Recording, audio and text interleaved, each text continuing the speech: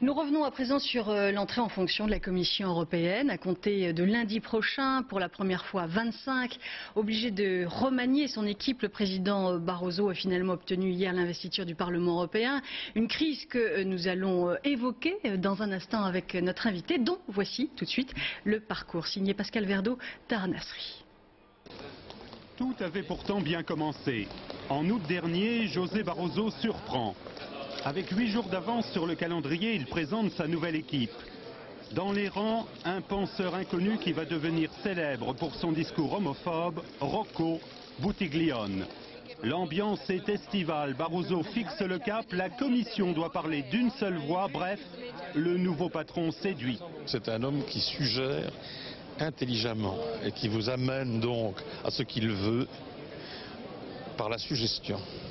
Des qualités de diplomate qui lui permettent d'arracher un accord de paix en Angola et de combler un besoin farouche de reconnaissance. Sur la photo officielle des Açores, le sommet des partisans de la guerre en Irak, Barroso est au second plan, mais il attend son heure. C'est un homme fidèle aux États-Unis, c'est un homme froid du point de vue du raisonnement politique, mais il fait des mauvais calculs. Au Portugal, pourtant, l'ancien maoïste gravit toutes les marches. Premier ministre de combat, contre les déficits, il mène une politique d'austérité. Objectif, rattraper les bons élèves de la classe européenne, un atout qui pèsera dans sa désignation par les chefs d'État.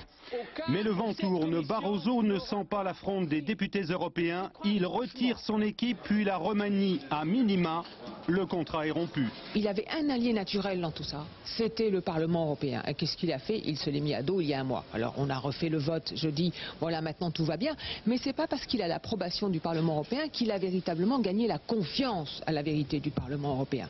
Première réunion du nouveau collège lundi, la commission Barroso est sous haute surveillance.